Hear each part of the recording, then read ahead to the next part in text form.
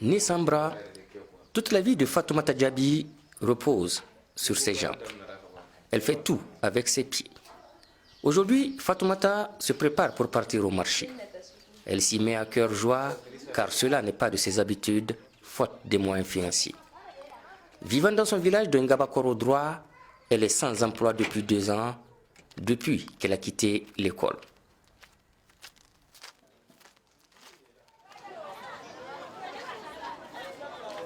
Cette ambiance, que Fatoumata aimerait bien retrouver assez souvent, ne dure que le moment d'une course, c'est-à-dire juste le temps de marchander les prix de condiments et d'obtenir le nécessaire. En cet endroit, Fatoumata ne suscite plus la curiosité.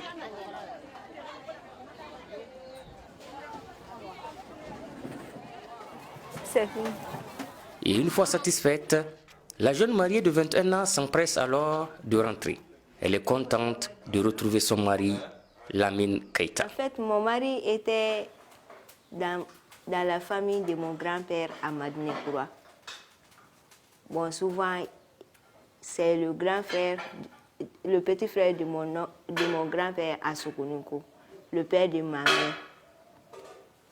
Souvent, mon grand-père qui est à Madinekura, c'est lui. Lui, il le fait commissionner chez nous. C'est là-bas que j'ai vu mon mari. De son époux, Fatoumata apprécie la participation aux tâches ménagères, ce qui n'est pas sans un certain pansement au cœur. Bon, souvent j'ai honte parce que c'est moi qui devais faire tout ça, mais il m'aide à faire tout ça. C'est la vie. Le jeune couple a déjà subi quelques coups du destin. Ils ont perdu leur enfant et tous les deux sont à la recherche d'un travail stable.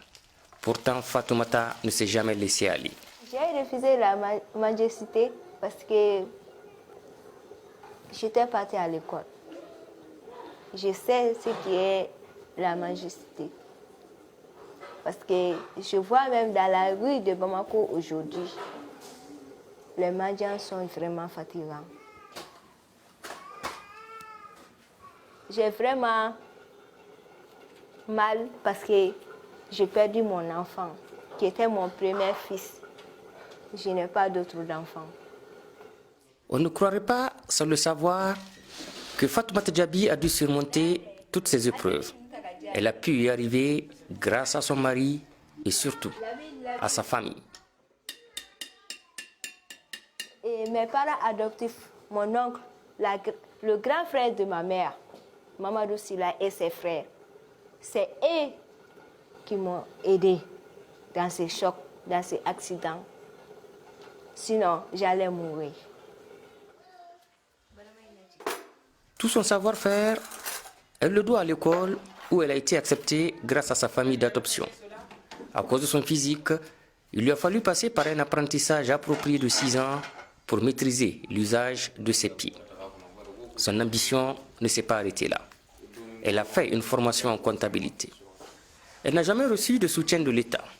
Seulement quand elle était enfant, la femme du président l'invitait régulièrement à manger.